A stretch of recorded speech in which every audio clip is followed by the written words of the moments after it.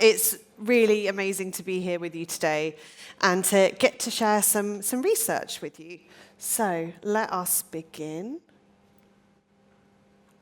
Oh, there we go. So ransomware is the most enduring threat organizations face today.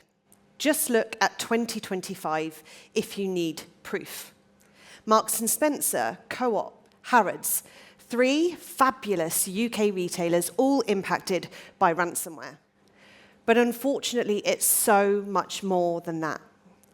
In fact, in 2025, there have been 6,242 organizations named and shamed globally. 6,242 known victims. That number is staggering. Now, lots of you will already know this and have seen a slide similar, but I'm conscious that we do have students in the room. So at the highest possible level I can, ransomware is about gaining access to a computer network, encrypting files and databases, and then leaving that ransom note, that threat. Ransomware can also include a data theft component where threat actors will exfiltrate data and then demand payment, or they'll leak what they stole. It adds that extra pressure, as I'm sure we are all aware, to pay. Today, there's also a far more established model available that both individuals and groups are leveraging, and that's called RAS, or Ransomware as a Service. Core operators are giving access to their ransomware strain and infrastructure for an upfront investment and, in some cases, a share of any ransom winnings. This has by far lowered the threshold to enter the ransomware space. Gone are the days of having to build that ransomware strain from scratch. You can now simply pay to play. So looking at these 3 pillars. First off, you have operators. So they're running the operation, they're setting the tone, the rules. They manage the infrastructure and the malware. They decide who can play, who can use their ransomware. In essence, they're a form of business owner. Next up, you have affiliates.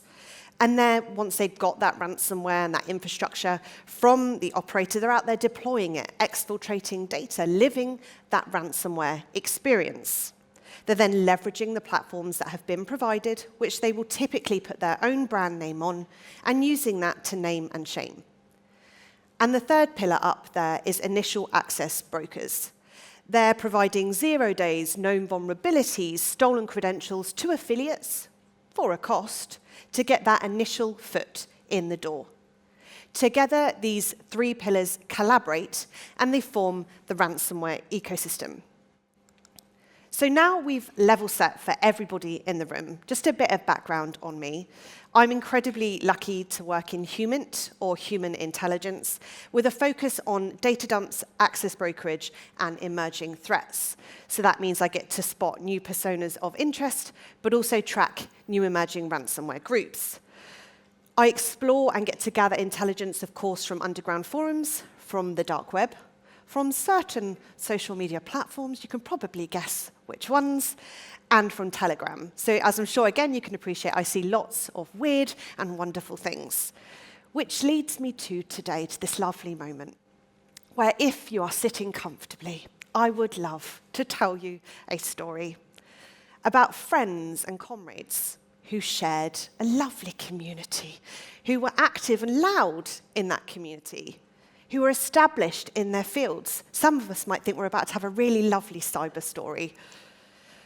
But actually, they came together via the dark web, not for good, but to form a ransomware group in plain sight that's still making headlines today. At Sophos, we track them as Gold Pumpkin, but you'll likely know them as HELLCAT. So, let me take you back to October 2024, some nostalgic images there for you, just to really get you back in the zone. Hopefully, they might be fond memories, hopefully not too triggering. But there I am on October 11th, mooching through underground forums, as I usually do, when I stumbled across this post. And this, for me, was the immediate early warning sign, the red flag, that something was going to happen. I think that was driven partially by lived experience, a little bit of gut instinct, which isn't that helpful for everybody here, but also by having an understanding of ransomware and nods to ransomware. So in this post, Isla is recruiting for their brand new cybercrime group. They're open to hacktivists and cyber terrorists and their founding members, Isla, Sukob, Prix, and Renchist. Now, why did this stick out? Well, first off is Isla themselves. At the time, I was starting my research into the role of women in cybercrime. And for me, even today, I feel that Isla is a female persona. So that's why they appealed to me. Also, if you notice within the post itself, they have a hashtag meow. They talk about a love of cats and spiders, and they also have the image of the spider in Isla's profile. Now, typically, and again from experience, these are nods to ransomware, to groups like Conti, Meowleak, Scattered Spider. But in the post, it mentions nothing about ransomware. So that spiked my interest. The other thing which really stood out was the iconography there at the top with the skull and crossbones. So that image is taken directly from a game called the International Contract Agency, the ICA.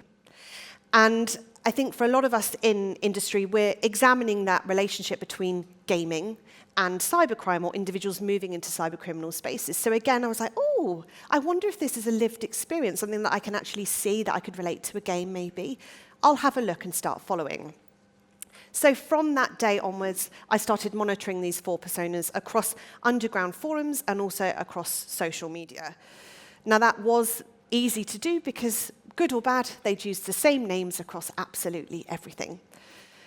I think for lots of us that work in research, we can find that sometimes it turns out to be nothing, but that's why we follow the breadcrumbs and we keep digging. And fortunately for me, in this instance, it did turn out to be something. Because on October 24th, Prix announced on X, or Twitter, depending on your generation, that the ICA was now called HELLCAT. They also, for the first time, shared a functioning leak site, which very quickly afterwards started sharing victims. Interestingly as well, on their leak site, they had a manifesto. So in the beginning, HELLCAT simply wanted organizations to take accountability for their failings, for not looking after their customers, their employees. But that quickly changed when they realized the financial benefits of ransomware. So you can see here one of their first examples of a ransom note. So HELLCAT liked to be a bit of a joker. So in this post, they ask for 125,000 US dollars in baguettes to one of their French victims. And so HELLCAT was born just like that, from an obscure post on an underground forum to an operational group in just 4 weeks. But how did they do it so quickly? So you can see in the black image there, they're all the operators, all the people involved with HELLCAT. Every single one of them was already present in underground communities, but also already offenders committing cybercrime. No one there was new. HELLCAT truly leveraged their connections and their relationships, particularly within breach forums, if you're familiar with that site, not only to create this ransomware group at speed, but also to be able to create their ransomware strain independently. They didn't want to pay to play. They didn't want to get into the RAS space. They wanted to do it all on their own terms. And these individuals empowered them to do that. Again, each member had their own presence, their own skill set, a solid reputation, and specialism. And this is, in my opinion, what made HELLCAT so powerful so quickly. So I wanted to spotlight just a couple of them. So first up is Ray. So Ray was actually group admin and gave HELLCAT their lovely name. You can see a quote there from an article. They had multiple persona names that, unfortunately, I can't read because the writing is really small, but I'm sure you can see them in light blue there on the screen. They were very well established and known in breach forums. They actually, for a period of time, were an administrator, and their skills or superpower was in data breaches and PII. So from an alleged perspective, they allegedly breached the Florida Office for Financial Regulation, Orange, the Israeli ministry. These are all searchable online. And actually, when I last checked, they had over 50 leaks attributed just to them. On May the 9th, they distanced themselves from HELLCAT, but they very much live on. We've seen them since in Scattered Lapses Hunters channels, in Jacuzzi channels on Telegram. They continue their own NSA hate group, apologies to the NSA, and they continue to leak data. HELLCAT for them was not the beginning or the end. You may have seen an article come out at the very end of last week about Ray from Krebs. Maybe that will be the end of them, but we will see with time.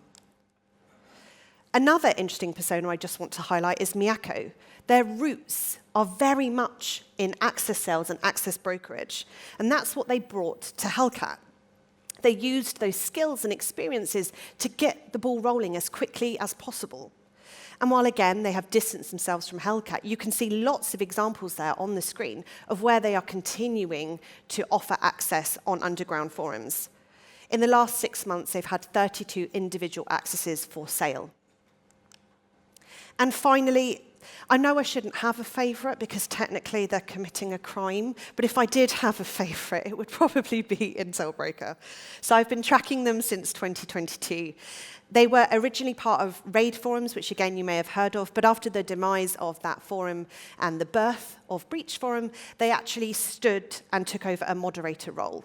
So that meant, again, they're deciding the rules, the behaviors, what could and couldn't happen, which made them incredibly influential. They were also independently known, again, for their own data leaks and their own compromises. In fact, I've got here, they had over 70 leaks, all of their own accord. They publicly joined HELLCAT in January 2025, but disappeared incredibly quickly. Because then in February 2025, it was announced that this young chap in the corner had been arrested. That young individual there is Kai West, a 25-year-old British national. Now, it's all still being explored, obviously, as to whether they are indeed Intel Broker. But one thing I will point out is I do enjoy the fact that he chose to pick a hat that matched that of his online persona. So together, a total of 9 personas ran HELLCAT between October 2024 and May 2025. And I do believe the group are quite unusual. First off, that real mix of established personas with their own identities. They didn't need HELLCAT. They were operating on their own, and by the looks of it, successful. So why did HELLCAT happen? For me, it felt like maybe it was entertainment or to be able to work on something cool together. It wasn't necessary. It was something they did to bring them into one space.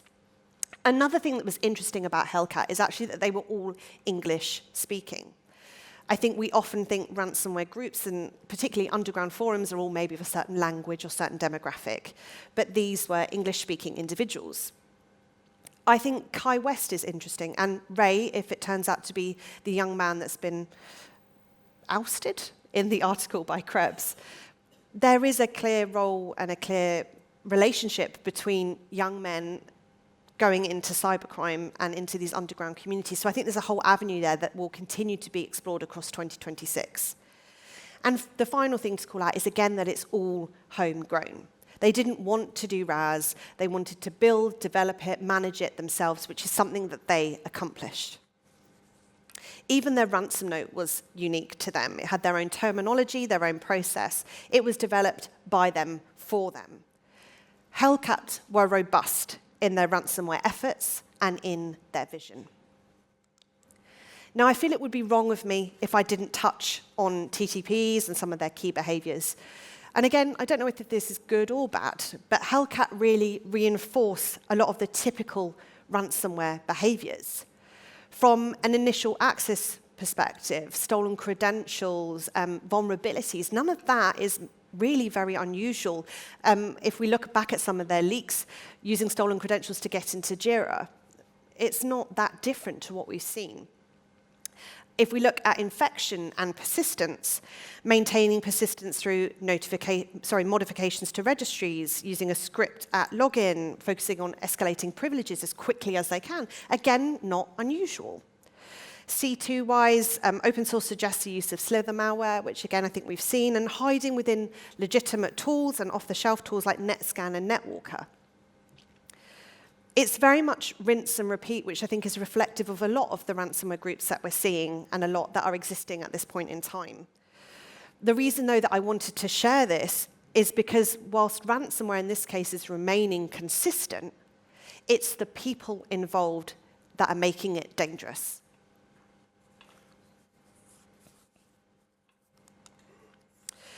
I wanted to quickly as well look at the victim type.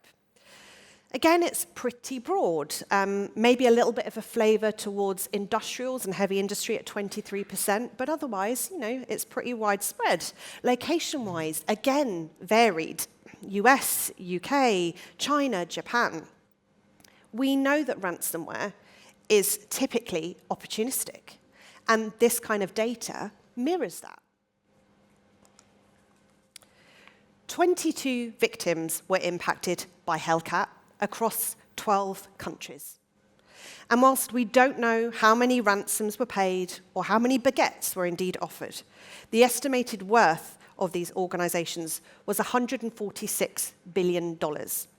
So we know that there was money there and therefore opportunity. But we must remember that HELLCAT are unfortunately one of many. They have a unique story. Again, as I said, I think they're unusual, but their ambition is reflective of many in cybercrime and in the ransomware space. To zone in on that, at Sophos, we've identified 125 active ransomware groups operating in 2025. All these groups are looking for their own victims, their own money, their own space, their own brand. HELLCAT clearly took one pathway, but there are so many options in and so many different pathways that all these ransomware groups are considering and exploring. So again, I just wanted to spotlight a few of them to give you a bit of a flavor.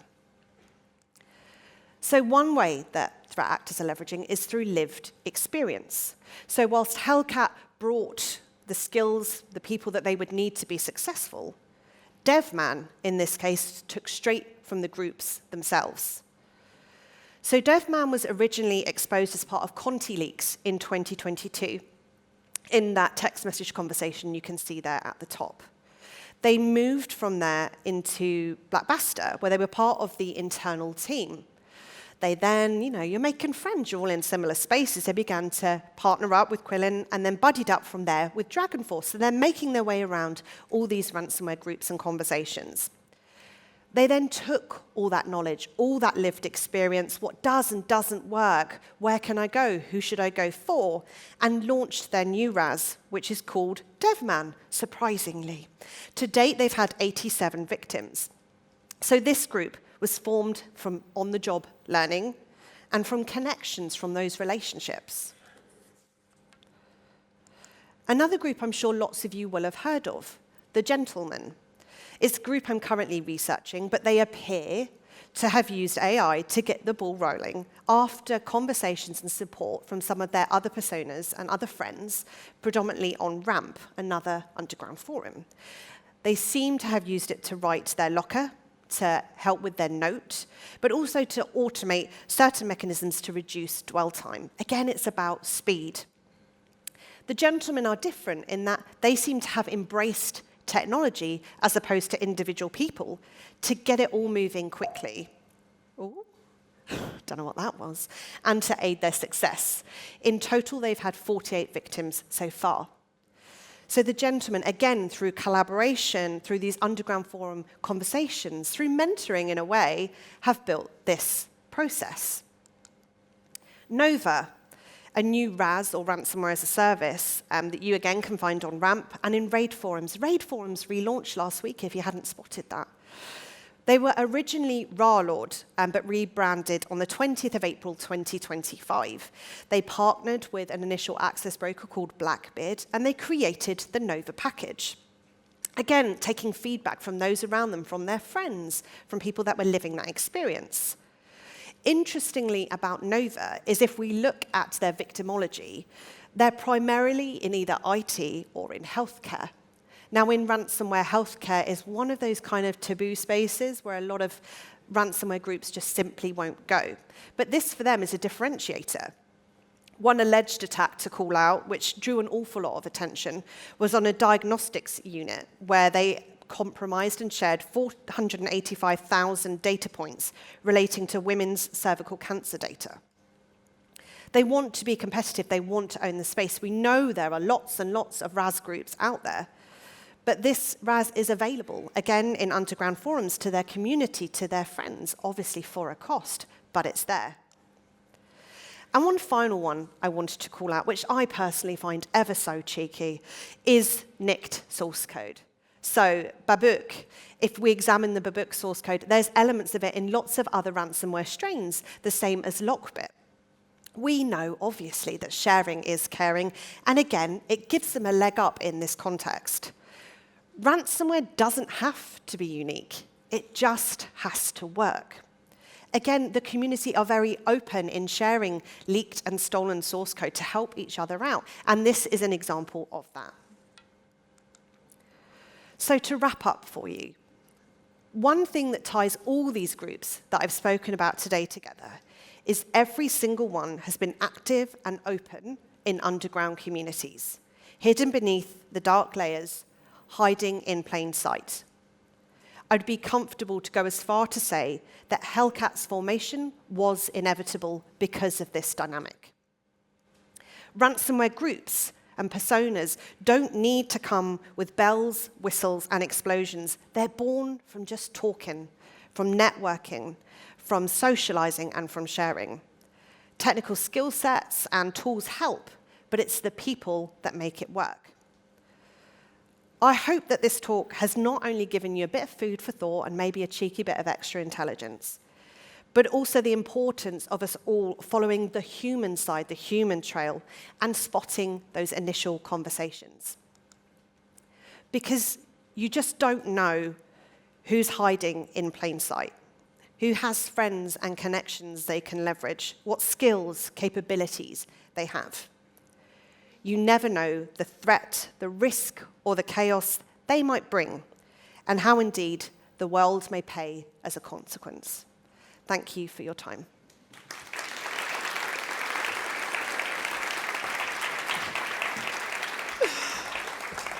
Thank you so much, Rebecca. Absolutely fascinating. I know Slido has been going slightly nuts, so I'll do my best to get through as many as I can. No, Slido going nuts is a good thing. Here's one, and I know you might have to be a bit careful about how you answer this. Oh. Do you believe the publicized identity of Ray is legitimate?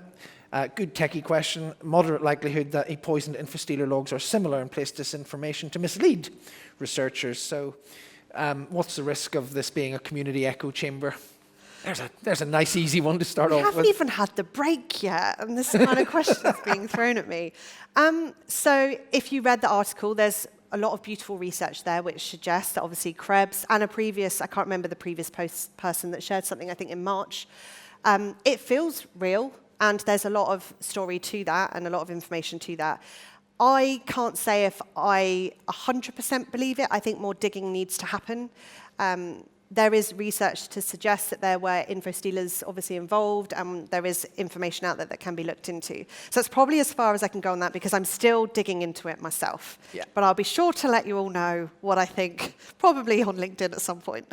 So a related question, but it's the same question but broader, more generally. So it's slightly safer, easier ground. Yeah. How do you go about assessing the validity? These people say stuff all the time on these forums. What's your approach to assessing the validity of claims? Yeah, underground forums, much like social media, are sort of places where they hype each other and they encourage each other, like, you're so cool, look how bad you are. No content moderation.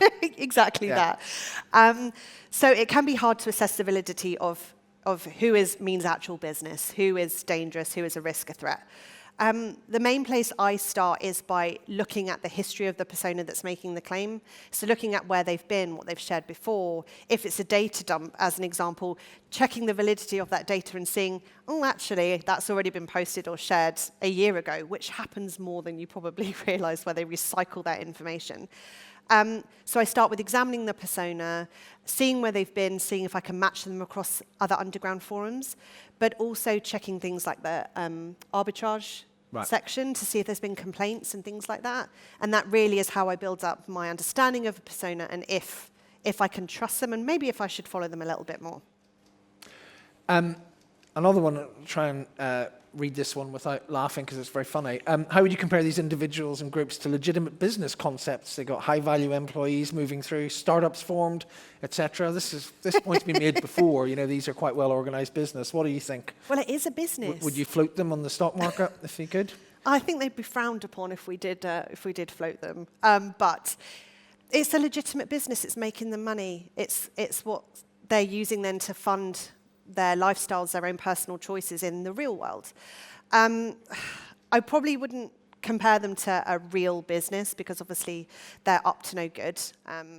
But they hire like a normal business. They have almost like HR functions like a normal business. They have business plans, they have groups, they have people in charge of different functions. So in that way, I suppose, yeah, they do mirror the real world. I was interested, so thanks Anonymous again, prolifically posting about your point about young threat actors. So is there a way to minimize the emergence of them, given that most disruptive young hacking groups have historically emerged from the dynamics that you're talking about? What do we do about them? Yeah, I think that's a 30-minute presentation all of its own to Well, we've got answer. three and a half left, so you can take all of it to answer that question if you want. Is there a way to minimize the emergence of young threat actors? So it's complicated and it's multifaceted. So there's elements of law enforcement and the part that they play in being able to find these individuals. There's a role of education and how they not only spot children that are showing potential malicious behaviors, but also are showing the positive sides of STEM, and that it isn't necessarily look at Albert Einstein, but look at all of these current modern day cybersecurity superstars and someone you could aim to be like. I don't think there is a proven way yet to stop young people from moving into cybercrime. I think a lot of the arrests that have taken place have acted as a deterrent. I think from the work that I do, more and more parents and schools are getting more conscious to identifying young people that are headed down that pathway. But it's a huge, huge project and problem that I think both public and private sector have got to collaborate on to get ahead of. Okay, I'll make this the last one. So sorry for those who didn't have time to call, but I know it's been a long morning, so we need to get to a break. So we started with a technical question, we'll finish with a technical one. What happened? What went wrong in terms of early stage detection, and how can SOCs avoid making similar misses again? Yeah, so in terms of HELLCAT themselves, as I said, they predominantly got in through stolen credentials and through unpatched internet-facing devices and things like that. So that is the fail, unfortunately. And I think that's what makes ransomware so frustrating, is that it is those things that we all practice and almost preach about that are still allowing threat actors of all capacities to access their victims and to do what they will. Anything can be done on the detection front, even with those failings? I think it's the usual, so looking out for unusual behavior, unusual login times, lots of failed logins. It's just the basic things. It's really hard to specifically call it out because it's stuff where I think if you did a cheeky Google, you'd probably find the basic list of patching and using good passwords, multi-factor authentication, all that beautiful stuff. Right. Well, thank you, Rebecca, for telling us an absolutely fascinating story. You said you'd tell us a story. You absolutely did. I hope people have learned a lot from it. Let's join me in thanking Rebecca. Thank you, Rebecca.